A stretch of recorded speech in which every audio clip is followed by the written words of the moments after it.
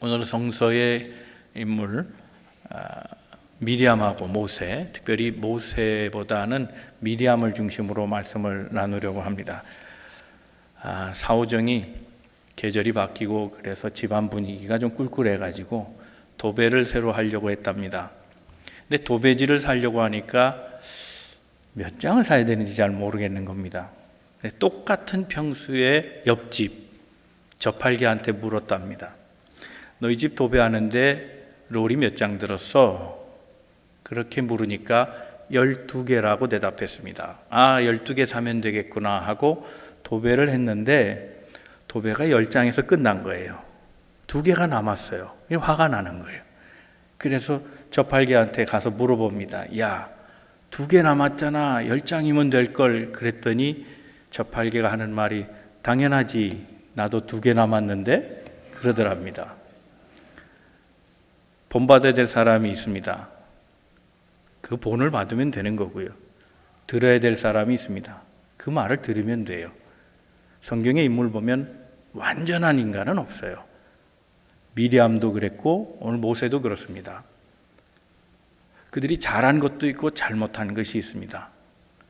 그런데 우리가 성서의 인물을 배우는 것은 잘한 것을 통해 그 잘한 걸 배우고 못한 것도 때로는 배우면서 이렇게 하지 말아야지 하는 걸 배운 거죠. 선별적으로, 선택적으로 배우는 겁니다.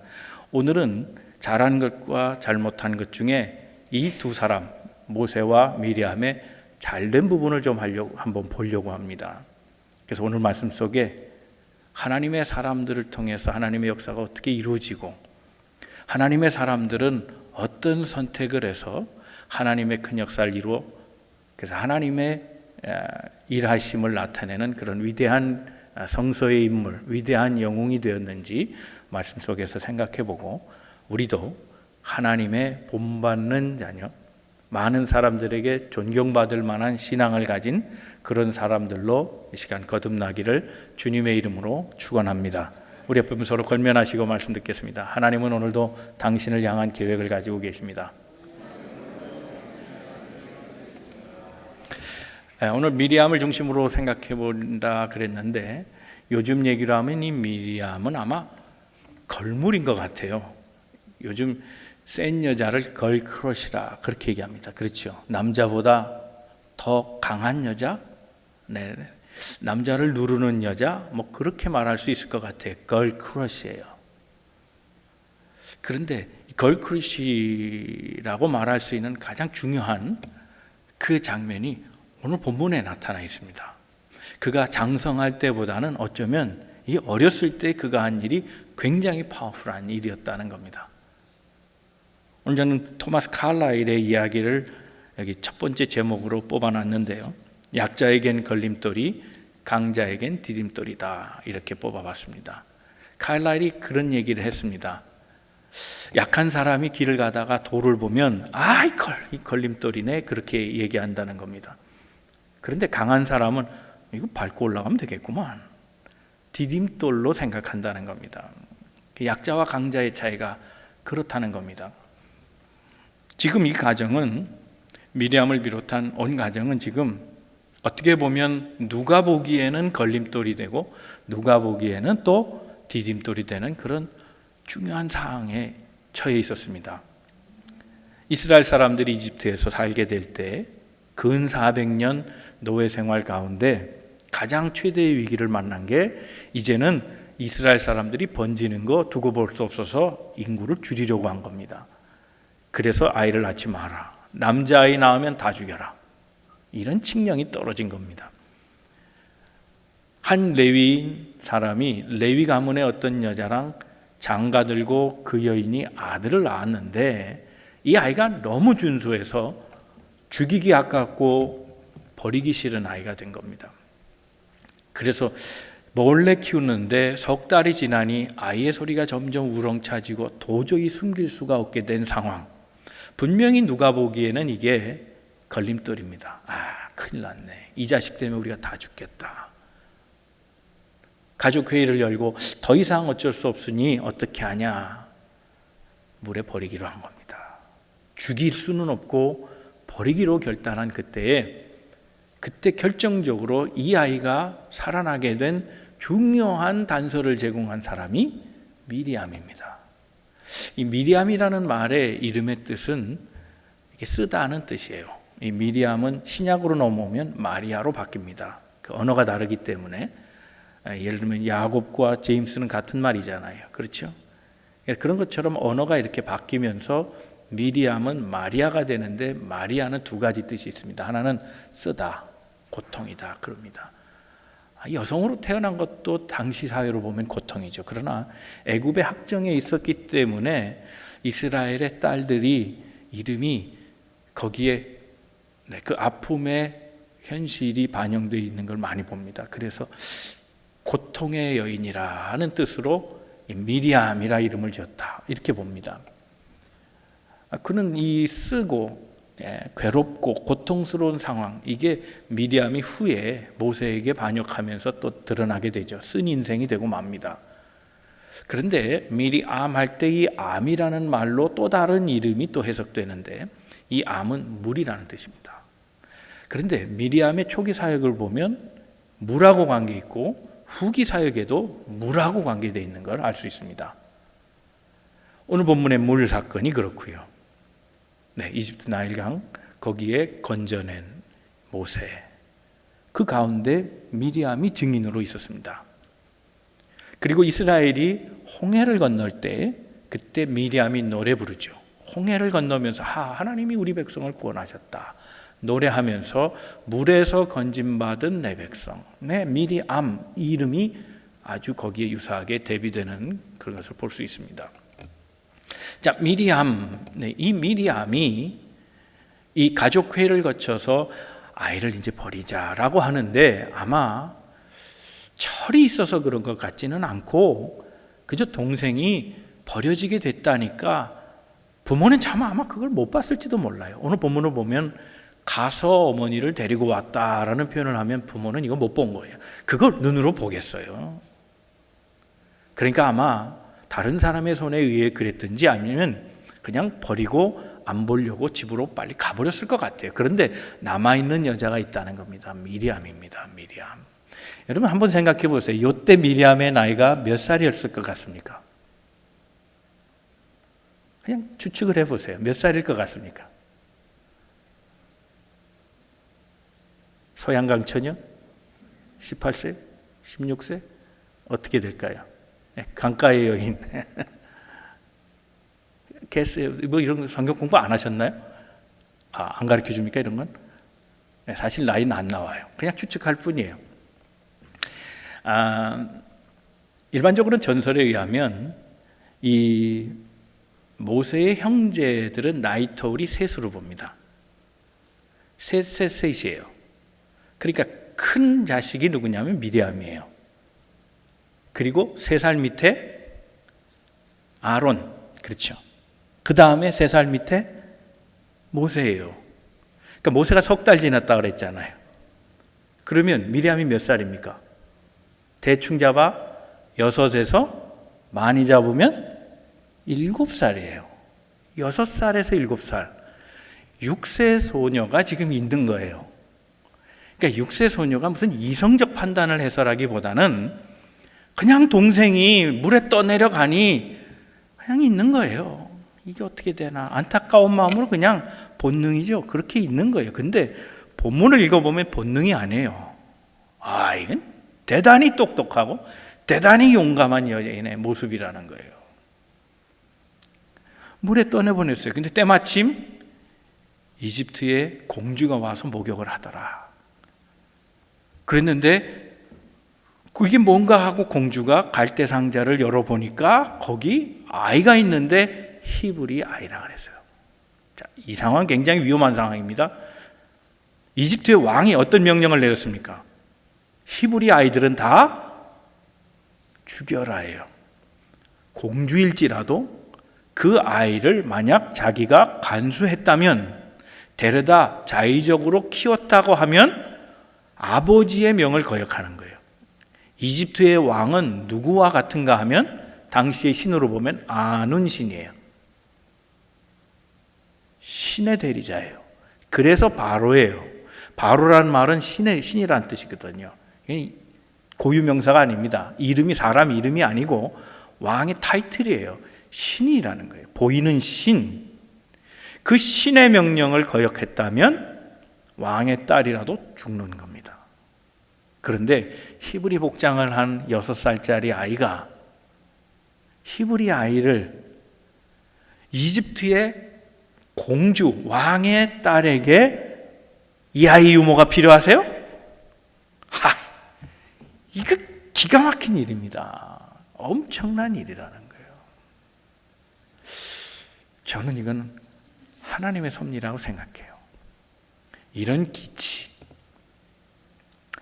이런 재빠름, 이 망설임 없고 두려움이 없는 이런 용기는 저는 하나님으로부터 온 거라고 생각해요.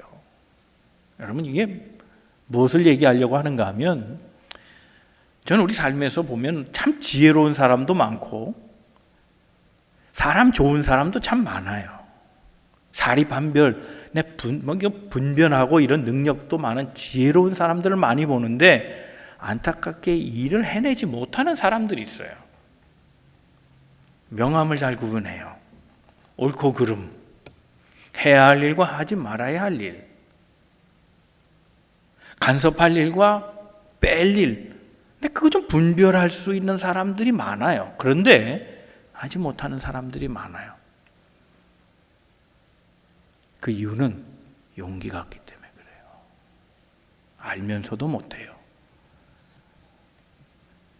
반대의 사람도 있죠. 물론 이게 낄 때 안 끼고 뺄 때도 모르고 이거 잘 모르는 사람이 있어요. 그 요즘 말로 그걸 뭐라 그래요?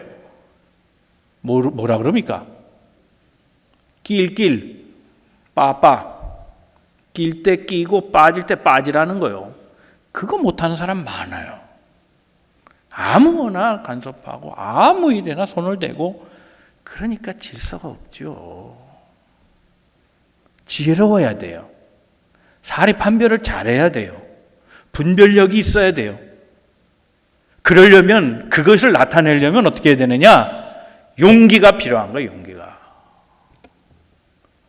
저는 우리 모든 교인이 다 그런 분이라고 믿어요. 필요한 건 용기예요. 전도에도 용기가 필요하고요. 기도하는데도 용기가 필요하고요. 섬기는데도 용기가 필요한 거예요. 말씀대로 살고 말씀대로 그 삶을 이루어가는 모든 진행되는 역사도 다 용기를 물고 계속해서 용기의 연속. 그래서 삶이 용기로 충만할 때 그때 하나님의 뜻을 나타낼 수 있는 거예요. 머뭇거리거나 뒤로 가면, 잠잠하다면 하나님의 역사 이룰 수 없어요. 하나님이 쿡 찌르시면 용기 있게 벌떡 일어나는 사람, 미리암이라는 거예요. 누가 이런 얘기를 하겠어요? 유모가 필요하세요? 야, 이거 무슨 소리야? 히브리 아이인데 6절에 보면 그렇게 나오잖아요. 6절 보기만 하세요. 우리 다 읽은 거니까. 히브리 아이다. 공주가 알았어요. 만약에 이성을 가지고 많은 생각을 하는 사람이었다면 하겠습니까? 못하겠습니까? 못합니다. 여러분, 생각이 많으면 순종이 안 돼요. 이건 하나님이 하라 하시면 용기 있게 일어서는 거예요. 생각이 많은 게 좋은 게 아니에요. 와! 알아버렸네. 왜 모르겠어요? 다 알지. 그러면 여러분, 하나님이 움직이시면 즉시로 순종하는 결단력과 그것을 이룰 수 있는 용기가 내재된 신앙인들 되기를 바랍니다. 삶의 어떤 순간에도 하나님의 일을 나타내는데 주저하지 마시고 용기를 내서 쓰임받는 우리 모든 성도들 다 되시기를 주님의 이름으로 축원합니다. 두 번째 생각할 것은 때를 놓치면 순종이 아니라는 겁니다. 자, 집안의 결정이 났습니다. 이제 물의 아이를 버리라. 그게 아버지의 명령이라면 따라야죠. 동생은 사랑하는 마음으로 지켜봤다 그랬는데 아마 그 얘기하기가 일반적일 거예요. 어떤 얘기입니까? 떠내려갔어. 이게 아이 표현이죠. 6살 먹은 아이 표현이죠. 떠내려갔어. 아빠, 엄마, 우리 애 떠내려 갔어. 아니면 공주가 데려갔어.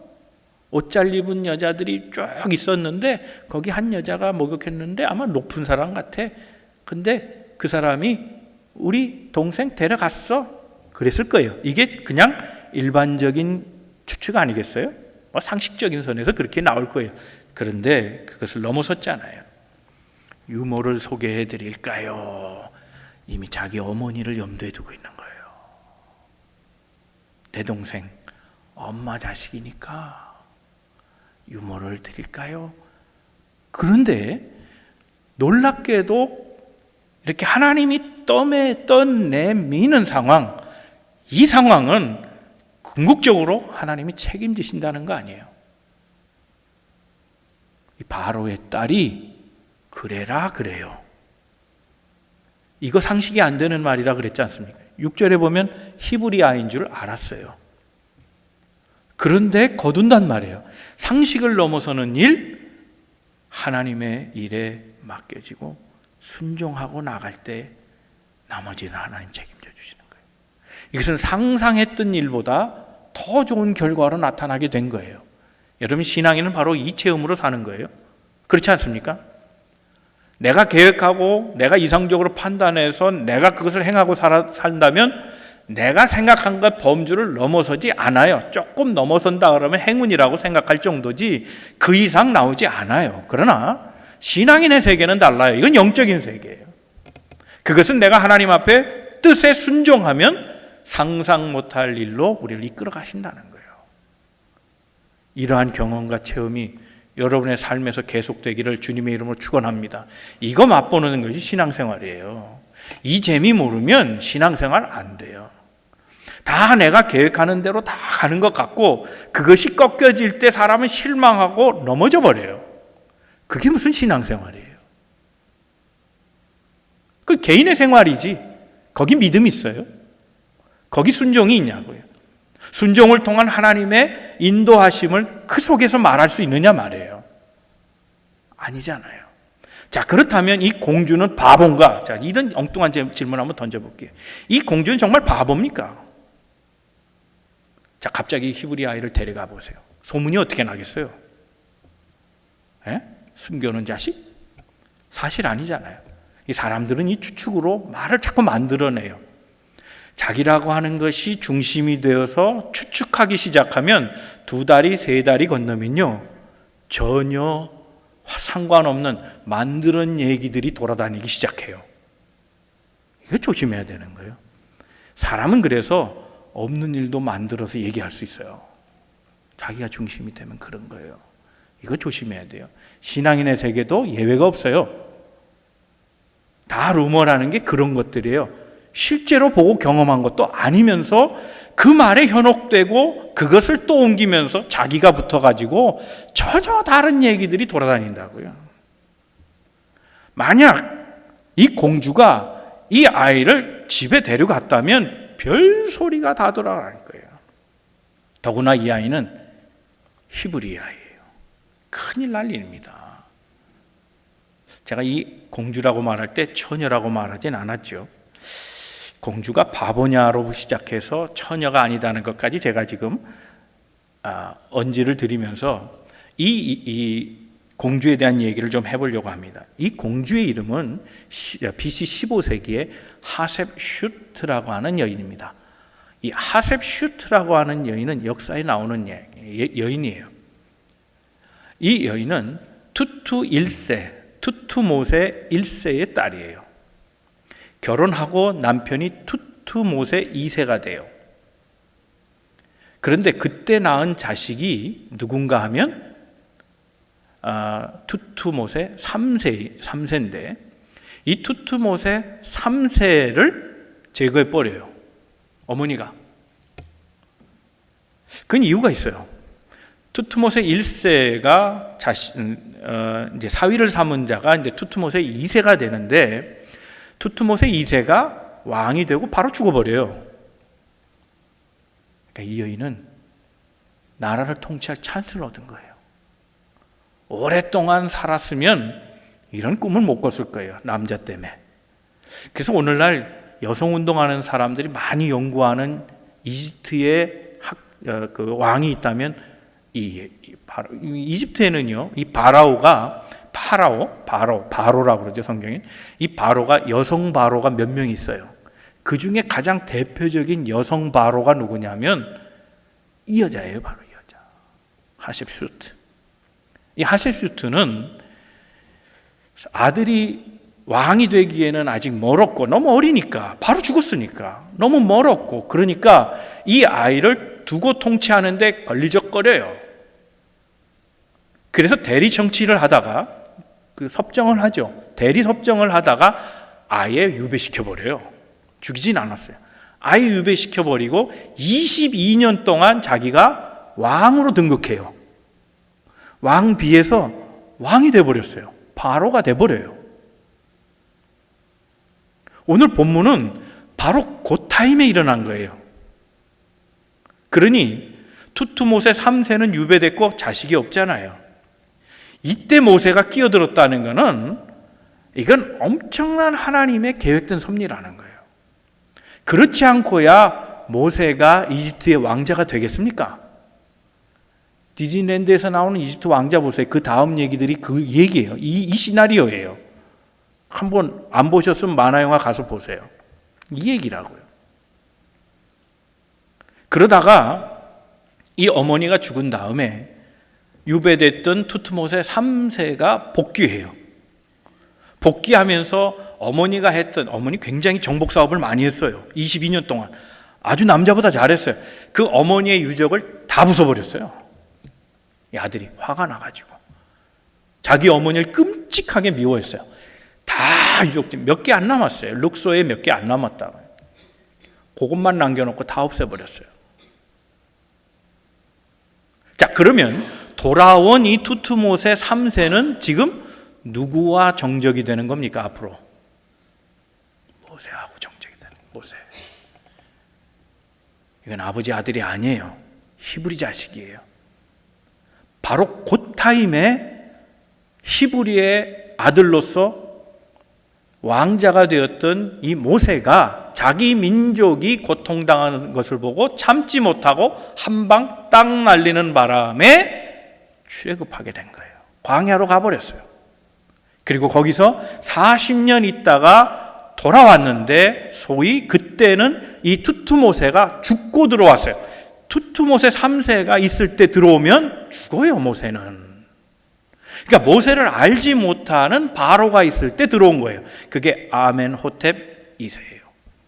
그 아멘호텝 2세를 다른 말로 하면 아메노피스라는 말을 써요.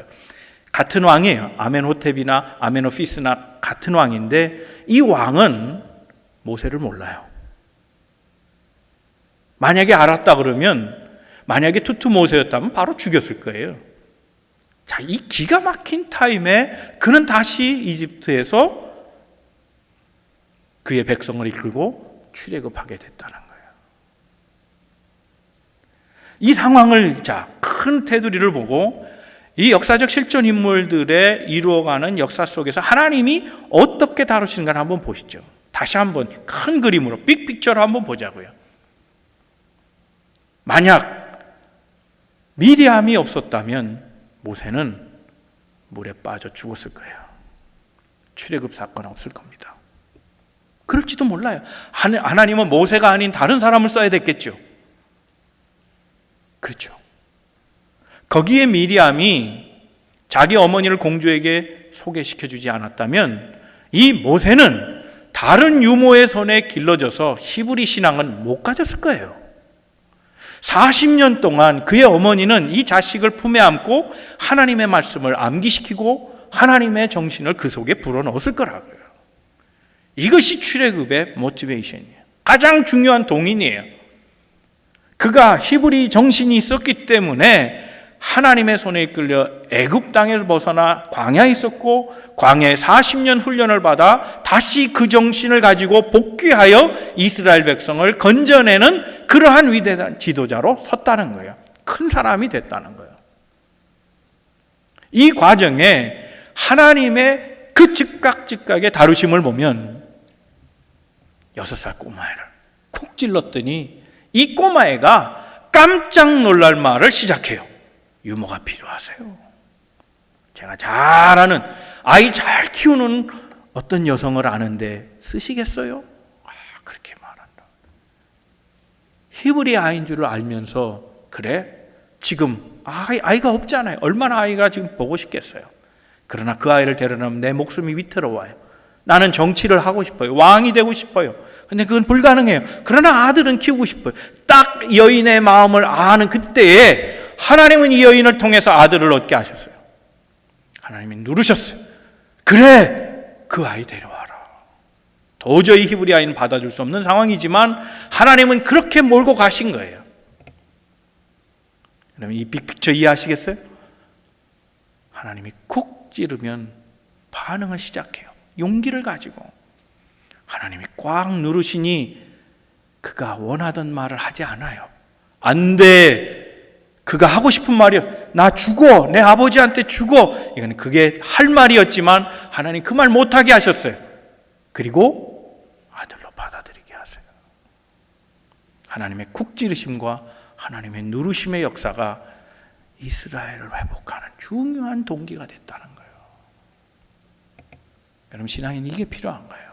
여러분, 하나님이 쿡 찌르시면 즉시로 순종하세요.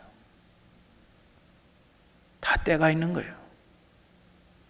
만약 이 타임에 바로의 딸이 목욕하러 오지 않았다면, 목욕하고 있는데 만약에 그 갈대 상자가 다른 방향으로 갔다면, 봤어도 그것을 거절했다면, 그 타임이 아니라면 역사는 다시 쓰여져야 돼요. 타임이 필요한 거예요. 여러분, 우린 때때로 순종을 내가 원할 때 맞춰갈 때가 있어요. 그건 순종이 아니에요. 하나님의 콕 찌르심, 그때 순종하지 않으면 그건 순종이 아니에요. 상황 좋아지면 제가 할게요. 지금은 아닌 것 같아요. 환경이 달라지면 그때 하겠습니다. 아직 준비 안 됐습니다. 그 순종 아니에요. 내 뜻하고 관계가 없어요. 하나님이 원하실 때 응답하는 게 순종이에요.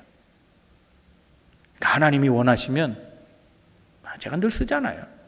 하나님이 원하시면 내가 원하지 않아도 해야 하는 것이 순종이고, 하나님이 원하지 않으시면 내가 원해도 안 하는 게, 하나님 뜻대로 그냥 하는 것이 순종이잖아요. 내 중심이 아니라 하나님 본이에요. 쿡 찌르시면 순종하시고, 누르시면 하나님 뜻에 굴복하세요. 그게 하나님의 역사를 이루는 방법이에요. 생각해 보세요. 왕이 살던 곳은 어딘가 하면 룩소예요. 이 룩소는 나일강 상류에 있어요. 이스라엘 사람들이 살던 곳은 어디입니까? 요셉 때부터 살던 때가 어느 곳입니까? 네? 고센 땅이잖아요. 그렇죠? 고센 땅은 어디 있느냐? 나일강 하류예요. 나일강이 얼마나 긴지 아시죠? 엄청나게 길어요. 그거를 동력이 없는 배를 타고 내려왔다? 물론 그가 통치자였어요. 이미 하셉수트, 이 여자는 이미 왕이 된 거예요. 그러니 왕궁을 비우는 건 시간이 거의 없어요. 특별한 일 아니고는 룩소를 안 비운단 말이에요. 거기까지 왔다는 거예요. 이거 기가 막힌 타이밍이 아니에요? 그가 그리로 올라간 거 아니에요? 하류에서 어떻게 상류로 배를 띄워요? 갈대상자라도 못 가요. 물의 방향이 틀리잖아요. 천상 누가 와야 되는 겁니까? 바로의 딸이 와야 될 거 아니에요. 그들이 살고 있는 곳으로 보내셨어요. 이거 누구의 역사입니까? 하나님의 역사예요. 모든 그림이 다 하나님의 역사예요. 하나님의 계획대로 진행되고 있어요. 이 하나님의 역사를 이루는 사람이 되려면 그 하나님이 원하시는 타임에 순종하지 않으면 그 역사의 주인공이 될 수 없다는 사실을 알아야 되는 겁니다. 때를 놓치지 마세요. 하나님 말씀하시면, 내게 감동을 주시면 내가 깨닫는 힘으로 즉시 순종하시고 하나님의 역사 이루는 주인공들 다 되시기를 주님의 이름으로 축원합니다. 세 번째 우리 생각할 것은 건짐을 받는 겁니다. 건짐을 받는 것으로 끝난다면 우리는 어쩌면 신앙인이 아닐지 몰라요. 건짐을 받는 것에서 건지는 자가 되는 것이 중요합니다. 자, 유모로 받아들였다 그랬는데 왜 유모를 받아들였을까? 당시에는 뭐 옛날에도 그랬잖아요. 호적을 나중에 했죠. 한국 사람들, 그죠? 왜요? 모르니까. 그래서 이름을 그냥 호적에 올리기 전까지는 그냥 개똥이, 그죠? 분녀. 남자는 개똥이 많고 여자는 분. 그것도 똥이다. 그러니까 하여튼 뭐 다 똥이에요. 왜? 그래야 귀신이 시샘을 안 한다는 거 아니에요. 그죠? 아닌가요? 그냥 그래도 그냥 이렇게 하시면 참 좋은데. 그죠? 그렇죠? 네, 그래요. 그러다가 호적에 올릴 때 제대로 된 이름을 올린단 말이에요. 당시에도 마찬가지예요. 그러니까 유아 사망률이 높으니까 유모가 어느 정도 키워보는 거예요. 아, 이게 건강하게 자라겠다. 그때 아이로 입적하는 거죠. 자, 10절에 보면 이렇게 되어 있습니다. 10절 보기만 하세요. 아이가 자랐다 그랬어요. 그 다음에 이름을 졌다는 거예요. 그렇죠? 아이가 자랐어요. 그 다음에 이름을 지어줬는데 이름이 뭐냐? 모세다 그랬어요. 이건 언어 플레이가 좀 있어요. 월드 플레이가 있는데 하나는 뭔가 하면 그가 강에서 건져냈잖아요. 그렇죠? 그거를 강에서 건져냈는데 히브리 말로 하면 마슈이예요. 마슈이. 그런데 이집트 말에도 비슷한 단어가 있어요. 모세예요. 마슈이, 모세 비슷하잖아요. 모세라는 말은 신이란 뜻이에요. 자, 공주잖아요. 왕이 됐잖아요. 여성 파라오. 아들 이름을 왕답게 지어야죠. 그러니까 이 아이는 히브리적인 말로 하면 히브리 사람이니까 마슈이가 되었고, 이 마슈이를 내가 이제 모세, 신이라 부른다. 그 말이에요. 그런데 마슈이란 말의 본래 뜻은 건져냈다, 건짐을 받았다예요. 그런데 히브리 말로 모세는 건져주는 사람이에요. 이전에는 이름이 없을 때는 모세는 누군가가 건져준 사람이었어요. 은혜를 입은 사람이 된 거죠. 그러나 이제는 은혜를 베푸는 자가 되는 거예요. 건져낼 자가 되는 거예요. 건져내는 사람으로 쓰임받게 된 거죠. 바로의 공주, 그에게 건져졌지만 그러나 이스라엘을 건져낼 자로 하나님이 불러가셨다는 겁니다. 여러분 잘 아시는 영화배우 아드리 헵번 있잖아요. 이 아드리 헵번은 1929년생이에요. 오늘 돌아가셨지만 이분이 유명한 배우 아니에요. 이 여배우의 특징이 뭔지 아시죠, 여러분? 여기 패인 거예요. 쑥 들어가 패인 거예요. 여러분, 이게 보통 사람은 이게 매력이 아닐지 몰라요. 근데 아드리 헵번이 이게 매력이었어요. 쑥 패인 눈. 그리고 가냘프고 몸매가 작아요. 서양 여자치고는 굉장히 작고 가늘어요. 못 먹어서 그랬대요. 벨기에 여자인데 1929년에 태어나 젊을 때 전쟁을 경험해요. 그러니까 어린 시절을 참 못 먹고 살았다는 거예요. 어느 날 쓰러졌어요. 길가에 쓰러졌는데 못 먹어서 쓰러진 거예요. 사람들이 걷어다 키웠는데 누가 걷었냐 하면 유니세프가 걷었다는 거예요. 유엔의 유니세프가 빵을 먹이고 우유 먹여서 아드리 헵번을 키웠다는 거예요. 이 아드리 헵번은 그걸 잊지 않았어요. 그래서 그가 후에 영화 사업으로 유명해지고 또 그 자신이 병도 걸렸지만 이 유니세프를 잊지 않았어요. 자기를 살려주는 유니세프. 그래서 제3세계 아프리카 등등 다니면서 빵과 우유로 아이들을 살리는 운동을 시작한 거예요. 마지막 죽을 때까지 이 일을 하다 갔어요. 그녀가 남긴 유명한 말이 있습니다. 절망의 늪에서 나를 구해준 분들을 위하여 이제 내가 봉사할 타임이다. 그가 아주 유명한 말을 남기고 갔어요. 도움을 받았지만 마지막엔 도움을 주는 사람으로 갔어요. 여러분, 우리 에어드레스는 지금 어디예요? 나는 지금 도움을 받고 있는 사람입니까? 도와주고 있는 사람입니까? 늘 자신을 받아야 되는 사람으로 생각하는 사람. 날 도와주셔야 돼요. 나 이해해 주셔야 돼요. 내가 지금 힘들어요. 나 사랑해 주세요. 네, 사람 또 그럴 타임이 있어요. 여러분, 그렇다면 주의 은혜를 충분히 받으시고 많은 사람들의 도움과 사랑을 받으시되 이후로는 사랑해 주는 사람이 되세요. 도와주는 사람이 되세요. 이해해 주는 사람이 되세요. 격려해 주는 사람, 생명을 주는 그런 사람이 돼야 합니다. 성서의 위대한 사람들이 다 그런 사람이었어요. 건짐을 받았으나 나중엔 건져내는 사람. 사울이 바울 되고 죽이던 자가 살리던 자로 바뀌었고, 모든 신앙의 위대한 사람들은 다 하나님을 만나고 인생을 역전시킨 사람들이 바로 그런 사람들이라는 사실입니다. 마지막으로 한 가지 말씀드릴 것은, 모세가 전설에 의하면 이름이 10개였다는 거예요. 유대 전승엔 이름이 10개로 나와요. 10개 다 설명할 이유는 없겠지만 제가 한 가지 이름만 말씀드리면, 이에쿠티 엘리라는 이름이 있었어요. 이에쿠티 엘리. 이 말의 뜻은 호프예요. 희망. 어머니가 이 아이를, 아직 모세라는 공식 이름은 짓기 전에 이 아이를 이에쿠티 엘리라고 불렀다는 거예요. 자기 아들을. 너는 희망이야. 내 민족의 희망이야. 이 어미의 희망이야. 우리 모두의 희망이야. 너는 하나님의 희망이야. 그랬다는 거예요. 여러분, 이런 기대가 오늘 우리에게 있어야 돼요.